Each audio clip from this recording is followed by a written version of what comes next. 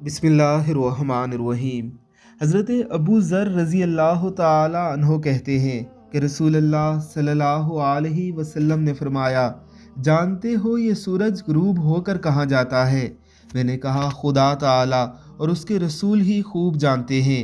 आप सल्लल्लाहु अलैहि वसल्लम ने फरमाया, वो अर्श तले जाकर खुदा ताला को सजदा करता है, फिर तुलू होने की इजाज़त तलब करता है तो उसको इजाज़त दे दी जाती है, और करीब है कि सूरज सजदा करे और कबूल ना किया जाए, इजाज़त तलब करे और इजाज़त ना दी जाए, और सूरज से कहा जाए जहाँ से आया है वहाँ से लौट जा, बस आफताब मगरब की तरफ से तुलू होगा।